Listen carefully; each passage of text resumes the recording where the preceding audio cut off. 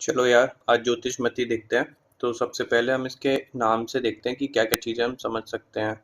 तो ज्योतिषमती, अब यहाँ पे जो ज्योति वर्ड है ना, वो बहुत इंपॉर्टेंट है। हम यहाँ पे ज्योति से तीन चीज़ें समझ सकते हैं। सबसे पहले तो ज्योति हमारे दिमाग में क्या आता है दिमाग में, तो सबसे पहले आता है अग्नि, दिया, ऐसा कुछ आता है। तो अग्नि से हम ले सकते हैं ना कि ये उष्णवीर है। इसका वीर्य क्या होगा? उष्णवीर होगा, पहली चीज़। दूसरी चीज़ क्या होती है? ज्योति मेधा को भी रिप्रेजेंट करता है, यानी दिमाग की बत्ती जलाना। बोलते हैं ना हम कि दिमाग की बत्ती जल गई, तो वो मेधा को भी रिप्रेजेंट करता है। मेधा यानी ये बुद्धि का वर्धन करने वाला होगा। वो बुद्धि की ये क्या करेगा? वृद्धि करेगा। तीसरी चीज़ हम ज्योति से ले सकते हैं, वो ले सकते हैं इसके कांड पर ना शाइनी डॉट्स होते हैं। तो शाइनी डॉट्स होते हैं ना कांड पे, तो तब वो भी ज्योति से हम उसको भी समझ सकते हैं। तो ज्योतिषमती के हमने नाम में देखा कि ज्योति से हम क्या क्या समझ सकते हैं। फिर इसके बॉटेनिकल नेम की बात करते हैं। तो सेलेस्टस पेनिकुलेटस, फैमिली इसकी क्या हो जाएगी? सेलेस्टेसी इसकी फैमिली हो जाएगी। बॉटेनिकल नेम क्या हो जाएगा? सेलेस्टस पेनिकुलेटस, फैमिली इसकी सेलेस्टेसी। अब हमने देखा कि ये मेद्य द्रव्य है, तो मेद्य द्रव्य में क्या होगा? ये प्रभाव से मेद्य होगा। ठीक है, इसका कोई अग्रय आचार्यों ने नहीं बताया है, बस बताया कि ये प्रभाव से मेद्य होता है। बाकी अगर हम इसके रसपंचक की बात करें तो वो हो जाएगा, उसका कोड क्या होगा? 423। ठीक है, तो 4 से क्या हो जाएगा? ये इसका रस हो जाएगा। रस में क्या हो जाएगा? कटु रसात्मक हो जाएगा। और सॉरी, मैंने इसको 423 होगा ये, 423। फिर वीर्य में कैसा हो जाएगा ये? वीर में ये हो जाएगा उष्ण वीर्य। और विपाक में कैसा हो जाएगा? कटु विपाकी हो जाएगा। ठीक है, तो इसका रस कटु है, कटु उष्ण कटु हम इसको बोल सकते हैं। बाकी और हम इसके बारे में समझे तो ये उष्ण वीर होने, और ये काम क्या करता है ना, संज्ञा स्थापन में भी ये हेल्पफुल होता है। तो संज्ञा स्थापन का जब ये कर्म कर रहा है तो इसको हम CNS स्टिमुलेंट भी बोल सकते हैं। बाकी हम वन बाई वन इसकी चीज़ें देखते हैं कि क्या इसके पर्याय हैं या इसका वर्गीकरण क्या है। तो शुरू करते हैं। हमने सबसे पहले ज्योतिषमती पढ़ना शुरू किया था। ज्योति से हमने देखा था कि तीन चीज़ें क्या हम समझ सकते हैं। ज्योति से हम उष्णवीर समझ सकते हैं, और मेधा, ये मेद्य द्रव्य, ये समझ सकते हैं। और बाकी का हम इसका कांड जो होता है उस पर शाइनी स्पॉट्स होते हैं, वो देख सकते हैं। अब देखते हैं इसके पर्याय, मुख्यतः कौन कौन से पर्याय हैं। उससे पहले इसका वर्गीकरण देख लेते हैं। तो आचार्य चरक ने शिरो विरेचनोपग महाकषाय के अंतर्गत में इसका वर्णन किया है। अब देखते हैं शिरो विरेचनोपग, यानी ये शिरो विरेचन में सहायक है। अब शिरो विरेचन में ये सहायक है, तो जाहिर सी बात है इसको तीक्ष्ण होना पड़ेगा। तीक्ष्ण तीक्ष्ण गुण वाला होगा तभी तो ये शिरो विरेचन में सहायक हो पाएगा। तो हमने देखा भी ये उष्ण होता है और तीक्ष्ण भी होता है। तीक्ष्ण यहाँ पे क्यों मार्क कर रहा हूँ बार बार, क्योंकि इसकी जो मात्रा है ना, वहाँ पे फर्क पड़ेगा। हम जो जनरल मात्रा लेते हैं, जैसे क्वाथ 40 से 80 ml लेते हैं, चूर्ण 3 से 6 ग्राम लेते हैं, स्वरस होता है 10 से 20 ml लेते हैं, या तेल भी 10 ml के आसपास नॉर्मली लेते हैं। पर जो तीक्ष्ण द्रव्य होते हैं उनको हमेशा दिमाग में मार्क करके रखना, उनकी मात्रा जो होती है वो कम हो जाती है। तो ये तीक्ष्ण होता है तो इसकी मात्रा क्या होगी? कम होगी। बाकी जब आचार्य सूत्र स्थान एक में जब मूलनी और फलनी बताते हैं, तो वहाँ पे कितनी संख्या बताते हैं इनकी? चलो चलो रिकॉल करो। फलनी बताते हैं 19 और मूलनी बताते हैं 16। जहाँ पे मूलनी बताते हैं ना, वहाँ पे भी ज्योतिषमती का वर्णन करते हैं आचार्य। तो ये चीज़ दिमाग में रखना। चरक ने दो जगह पे वर्णन किया है। चरक सूत्र 1 में जहाँ पे मूलनी बताते हैं वहाँ पे वर्णन किया है। सिरो विरेचनोपग जो महाकषाय है वहाँ पे वर्णन किया है। आचार्य सुश्रुत ने अर्कादिगण में रखा है। भावप्रकाश ने हरित्यादि वर्ग में रखा है। ये इनका पहला वर्ग भी है। कितने वर्ग बताएं आचार्य भावप्रकाश ने? 23 वर्ग बताएं। ये हर वीडियो में रिपीट करता हूँ क्योंकि वाइवा में या फिर एग्जाम में कहीं ना कहीं पूछ लिया जाता है। अब इसके पर्याय देखते हैं, बहुत इंपॉर्टेंट है। पता है आसानी से याद नहीं होंगे, पर फिर भी कोशिश करना बार बार पढ़ना इसको तो याद हो जाएगा। पहला पर्याय है कंगुडिका। तो कंगु धान्य के समान ज्योतिषमती का क्या होता है? बीज होता है। या ये इंपॉर्टेंट है, हर एक पार्ट के ऊपर, प्रयोजांग के ऊपर या फिर इसके जो भाग इंपॉर्टेंट है उनके ऊपर एक एक इसका पर्याय रखा गया है। तो कंगुडिका, कंगुडिका क्या है? कंगु धान्य के समान ज्योतिषमती के बीज होते हैं। जब हम इसके प्रयोजांग देखेंगे ना तो वहाँ पे बीज, बीज, तेल और पत्र, यही इंपॉर्टेंट पार्ट है। तो हमें उनके कम से कम उनसे रिलेटेड जो भी पर्याय हैं वो याद होने चाहिए। कंगुडिका क्या है? कंगु धान्य के समान ज्योतिषमती बीज। पारावतपदी, पारावतपदी क्या हो जाएगा कि कबूतर के पैरों के समान इसके पत्र होते हैं। अब इसका पत्र भी हम यूज़ करते हैं, किस में यूज़ करते हैं? मेट्रोरेजिया में यूज़ कर सकते हैं, या फिर जो मेंस्ट्रुअल ब्लीडिंग से रिलेटेड प्रॉब्लम होती है ना, आर्तव जनन का ये काम करता है। डिस्मेनोरेरिया में यूज़ कर सकते हैं, डिस्मेनोरिया। ठीक है। काकड़ की या फिर काकाड़ंकी, इसको क्या बोलते हैं? कौवे के अंडे के समान फल होते हैं इसके। कौवे के अंडे के समान क्या होंगे? इसके फल होंगे। तो 3 पर्याय हैं, तीनों पर्याय में अलग-अलग इसके पार्ट को टारगेट किया गया है। कंगुडिका बोलते हैं कि कंगु दाने के समान इसके बीज होते हैं। पारावतपदी क्यों बोलते हैं? कि कबूतर के पैरों के समान इसके पत्र होते हैं। काकाड़की क्यों बोलते हैं? कि कौवे के अंडे के समान इसके फल होते हैं। कटवी बोलते हैं, कटवी क्या है? कि कटु रसात्मक होता है। हमने इसका कोड देखा था ना, 423, तो क्या था? कटु रसात्मक था। फिर बोलते हैं वेगा, वेगा क्यों बोलते हैं? कि ये शीघ्र से बढ़ने वाला होता है। हम लोग देखते हैं वर्धमान, वर्धमान किस द्रव्य का पर्याय था? वर्धमान था आपका एरंड का, उससे मिलता जुलता है वेगा। वेगा किसका है? ज्योतिषमती का। तो कंफ्यूज नहीं होना है, वहां पे भी ये चीज बताई थी, यहाँ पे भी बता रहा हूँ। वेगा पर्याय जो है वो है किसका? ज्योतिषमती का। वर्धमान है एरंड का, दोनों का मीनिंग सेम है। पीत तैला बोलते हैं, पीत वर्ण वाला इसका तेल होता है। तेल जो होता है वो 2 विधियों से निकाला जाता है। एक कोलू से निकालते हैं, दूसरा होता है पाताल यंत्र के थ्रू। तो जो पाताल यंत्र के थ्रू जब हम निकालते हैं ना, इसमें 4 द्रव्य और मिक्स करते हैं। एक तो तुम्हारे ज्योतिषमती के बीज तो हो ही जाएंगे, ज्योतिषमती के बीज होंगे वहां पे, और 4 द्रव्य और पड़ते हैं। वो हम आगे जब तेल कैसे निकालते हैं वो जब देखेंगे तो वहां पे हम समझ लेंगे उसको। पाताल यंत्र की सहायता से निकालते तो वहां पे जो तेल प्राप्त होता है ना वो कृष्ण वर्ण का भी होता है, और यहाँ पे जो होगा वो पीत तेल होगा। तो बस ऐसे ही। लता, ये लता है, ठीक है। इसका अगर स्वरूप भी देखेंगे ना तो ये आरोहिणी लता है। बाकी इसका दूसरा पर्याय देखेंगे तो पाणिया या बाजारों में बिकने वाली। ये ये इतना इम्पोर्टेंट नहीं है। बाकी पीतेला, बेगा और जो हमने अलग अलग पार्ट के अकॉर्डिंग देखे ना, ये 3 ये इम्पोर्टेंट है। कंगुडिका, पारावतपति और काकाड़की। हिंदी नेम क्या है? मालकांगनी। और इंग्लिश नेम क्या है? Steph tree. ये इम्पोर्टेंट है। इसके इंग्लिश नेम में ना ट्री लिखा हुआ है, पर ये होता क्या है? ट्री नहीं है, ये लता है, आरोहिणी लता है, याद रखना। इसका इंग्लिश नेम में क्या है? स्टेफ ट्री बोलते हैं, पर ये क्या है? लता है। स्वरूप क्या होता है इसका? देखो स्वरूप में भी लिखा होगा ना, आरोहिणी लता है। बाकी लीव्स जो होती हैं यूज़ की जाती हैं, मैंने बताया आर्तव जनन का काम करती हैं। इसकी जो लीव्स का यूज़ करके आर्तव जनन या डिस्मेनोरिया में इसको यूज़ कर सकते हैं। तो ओवेट, सेरेनेट, सेरेट, शॉर्ट एक्यूमिनेट, ये सब है। स्टेम जो थी, presence of white shiny dots जो होता है वो हमने देखा था। ज्योति से हमने 3 बातें समझी थी। एक तो मेद्य होता है, उष्णवीर होता है, और इसके स्टेम पे वाइट शाइनी डॉट्स होते हैं, ये देखा था। फ्लावर्स कैसे हैं? येलोइश हैं, ग्रीन इन पेनिकल इनफ्लोरेसेंस। ये फ्लावर्स होते हैं, इंपॉर्टेंट नहीं है, कम यूज होते हैं। फ्रूट्स क्या होता है? 3 लोब्ड होते हैं, येलो इन कलर। ठीक है। सीड्स जो होते हैं वो काले होते हैं, हमने देखा था ना, कंगू धान्य के समान। हमने इसका पर्याय भी देखा था, कंगूनिका। तो ये याद रखना, क्योंकि बीज क्या है? इसका प्रयोजांग है, बीज तेल। उत्पत्ति स्थान उतना इंपॉर्टेंट नहीं है, भारत में सर्वत्र होता है।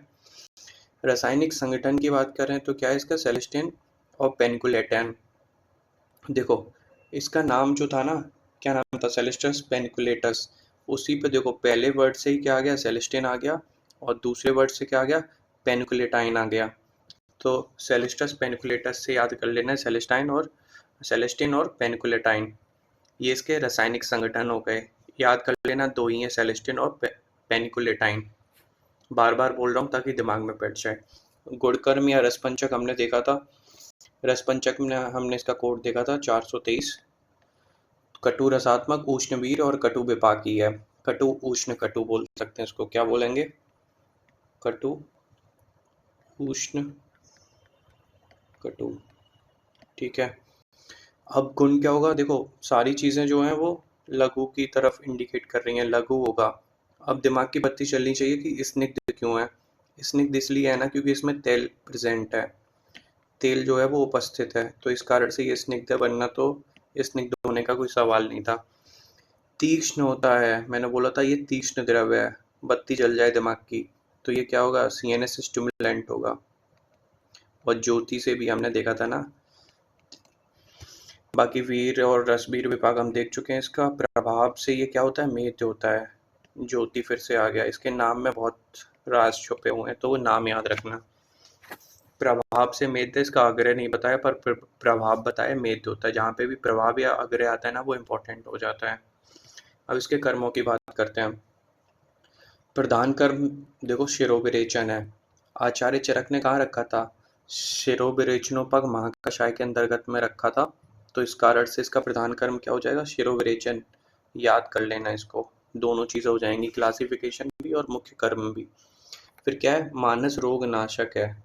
मानस रोग नाशक हमने देखा था, मेद भी होता है और CNS स्टिमुलेंट भी था, तो मानस रोगों में इसके प्रिपरेशन देते हैं।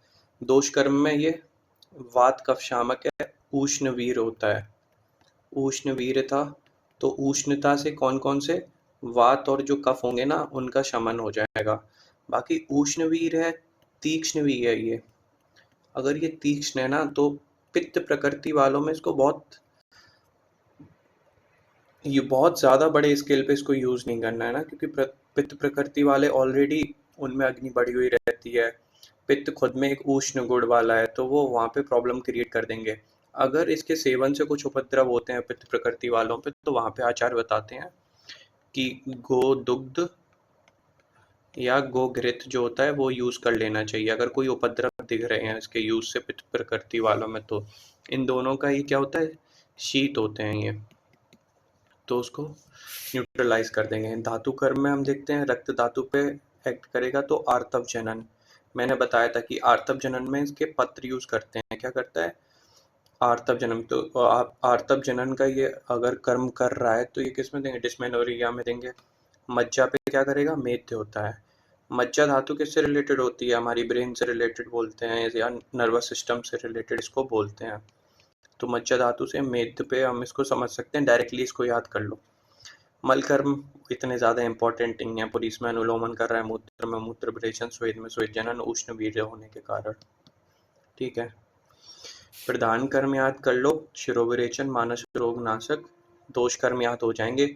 मैंने हमेशा बोला है कि अगर कोई भी द्रव्य उष्ण वीर्य वाला है ना तो 60 to 80% वो क्या होगा? वात और कफ शामक ही होगा। धातु कर्म पे हमने देखा कि रक्त धातु पे एक्ट करके आर्तव जनन का ये कार्य करता है, ये इंपॉर्टेंट है, इसमें इसके पत्र यूज करते हैं। अब देखते हैं इसको आमयिक प्रयोग। आमयिक प्रयोग, ठीक है। आमयिक प्रयोग कि देखो कष्टार्तव यानी कि डिस्मेनोरिया में यूज करते हैं ज्योतिषमती पत्र का कांजी में पीसकर सेवन। कांजी कैसी है? अम्लीय द्रव्य होता है, तो अम्लीय द्रव्य में पत्र जो होता है ना उसको पीसकर सेवन कराते हैं। सिद्ध में जो होता है, सिद्ध में कैसे देखें? अपामार्ग क्षार जल से सिद्ध ज्योतिषमती तेल का अभ्यंग करते हैं। यहाँ पे क्या करें? अभ्यंग कर रहे हैं। वहां पे क्या करते थे? कष्टार्तव में पत्र को पीस कर दे रहे थे कांजी में। उदर रोग में कैसे देते हैं? उदर रोग में ज्योतिषमती तेल का दुग्ध एवं हिंगू और सज्जी क्षार के साथ सेवन करते हैं। इसको याद डायरेक्ट ही करना पड़ेगा, इसमें कुछ और लॉजिक लगा नहीं सकते। मेद जो इसका एक हमने कर्म देखा था, प्रभाव से मेद होता है, तो वहां पे क्या करते हैं? ज्योतिषमती बीज तेल गो घृत में मिलाकर 5 से 10 ड्रॉप देनी होती हैं। ठीक है, तो ये इंपॉर्टेंट है क्योंकि ये इसका प्रभाव भी था ना मेद, तो उसको याद कर लेना। अब इसके कौन कौन से प्रयोजांग होते हैं और डोसेज क्या है इसकी? देखो बीज और बीज तेल सबको पता होते हैं, पर पत्र भी यूज करते हैं, ये दिमाग में रखना। पत्र किस में याद कर रहे थे? आर्तव जनन का कार्य कर रहे थे ना पत्र, डिस्मेनोरिया में दे रहे थे। मात्रा क्या है, मैंने बताया था ये तीक्ष्ण होता है, तो मात्रा ऑटोमेटिकली कम हो जाएगी। यहाँ पे 5 से 10 या 5 से 15 ड्रॉप देते हैं इसकी तेल की। चूर्ण कितना देते हैं, 1 से 2 ग्राम। वरना हम नॉर्मली कितना देखते हैं, चूर्ण की मात्रा 3 से 6 ग्राम जो होती है वो नॉर्मली होती है। पर ये क्या है, हमारा तीक्ष्ण द्रव है, तो यहाँ पे सारी मात्राएं क्या होंगी, कम हो गई हैं। फॉर्मुलेशंस, विशिष्ट योग जो देखते हैं, ज्योतिषमती तेल देखते हैं, स्मृति सागर रस देखते हैं। ज्योतिषमती तेल हम देख चुके हैं पीछे, स्मृति सागर देखो मेद से रिलेटेड समझ आ रहा है ना, तो वो हो जाएगा। मरीचि आदि तेल क्या होता है, कुष्ठ में यूज करते हैं, ये रस शास्त्र में भी काम आ जाएगा तुम्हारा। मरीचि आदि तेल किस में यूज करते हैं, कुष्ठ में यूज करते हैं। अब आता है प्रतिनिधि द्रव्य। अगर किसी भी केस में ज्योतिषमती नहीं है, उपलब्ध नहीं हो, तो मैं यूज कराना ही है, तो उसके समान गुण वाला या उससे मिलता जुलता काम जो करेगा वो लवंग तेल करेगा। लवंग, लौंग का कौन सा पार्ट यूज करते हैं, उसका पुष्प कलिका यूज करते हैं, याद रखना ये चीज। जो बर्ड होती है वो यूज करते हैं। क्वेश्चन पूछ सकते हैं कि लौंग का कौन सा पार्ट यूज करते हैं, पुष्प कलिका। बस एक जनरल बात है, याद होनी चाहिए, पता होना चाहिए। प्रतिनिधि द्रव्य क्या होते हैं, समान कार्य करने वाले। मॉर्फोलॉजी उनकी डिसिमिलर हो सकती है पर कर्म समान होगा। एडल्ट्रेंट क्या होते हैं, मॉर्फोलॉजिकली सेम दिखेंगे पर उनके कर्म बहुत मिलते जुलते नहीं होंगे। अब आता है रिसर्च अपडेट जो हमारे सिलेबस में दिया हुआ है। तो रिसर्च अपडेट में हमने एक रिसर्च अपडेट करने से पहले पहले हम थोड़ा रिवाइज कर लेते हैं कि ये उष्णवीर था। उष्णवीर होने के कारण ये क्या था, वात कफ का ये शमन कर रहा था। अब कफ का भी ये शमन कर रहा था ना, यहीं से हमारा ये रिसर्च अपडेट निकल आएगा। ये क्या करता है, ये हाइपोलिपिडेमिक इफेक्ट दिखाता है। कौन दिखाता है, सेलेस्टस पेनिकुलेटस यानी कि ज्योतिषमती। तो हम इसको लिखेंगे कैसे एग्जाम में कि एक चूहा था, उसको हाई फैट डाइट हमने दी उसको, फिर हमने उसको एक्सट्रैक्ट दिए या ज्योतिषमती का सेवन कराया, ज्योतिषमती तेल का एक्सट्रैक्ट या फिर उसका तेल जो था वो सेवन कराया उसका सेलेस्टस पेनिकुलेटस का। तो हमें फिर रिजल्ट में क्या दिखा कि जो उसकी माउस था, उसकी जो आउटा या फिर उसकी जो वेसल्स थी वहाँ पे जो डिपॉजिट था ना, कोलेस्ट्रॉल का जो डिपोजिशन था वो कम देखने को मिला हमें। तो ये चीज़ ना जनरली कोई भी उष्ण द्रव्य है जिसका विपाक या जिसका वीर जो उष्ण है, तो ऐसे किसी भी द्रव्य में अगर कुछ याद नहीं आ रहा रिसर्च अपडेट में तो ये बात डाल सकते हो, ये सब पे अप्लाई होगी। Something is better than nothing, अगर कुछ नहीं आ रहा है तो वहाँ पे ये डाल दो। बाकी ज्योतिषमती की हम तेल निकालने की विधि भी देखते हैं। एक विधि मैंने बताई थी शुरुआत में कि कोलू से निकालते हैं, इसका एक पर्याय था ना, क्या पर्याय था इसका, पीत तैला करके हमने एक पर्याय देखा था इसका, ठीक है। तो एक विधि हो गई कोलू से दबाकर निकालने की, दूसरी विधि होगी पाताल यंत्र के द्वारा। अब हम लोग रसशास्त्र में पढ़ते हैं कि पाताल यंत्र क्या होता है, तो एक जनरल आइडिया दे रहा हूँ कि पाताल यंत्र होता क्या है। एक जमीन में एक गड्ढा खोदो, ये मान के चलो ये गड्ढा है, इसमें एक घट रख देंगे, यहाँ पे शराब संपुट या एक प्लेट रख देंगे जिसमें एक छिद्र होगा, ठीक है। यहाँ पे कुछ भी पात्र रख देंगे इस घट के अंदर। अब एक घट यहाँ पे ऊपर रख देंगे हम, एक घट ऊपर रख देंगे, इसके अंदर में हम अपना द्रव्य भर देंगे, मान के चलो कि ज्योतिषमती के बीज रख दिए हमने। फिर अब जो इसकी विधि है यानी कि जो पाताल यंत्र की विधि है वो ये कहती है कि इस घट के ऊपर हम उपले रख देंगे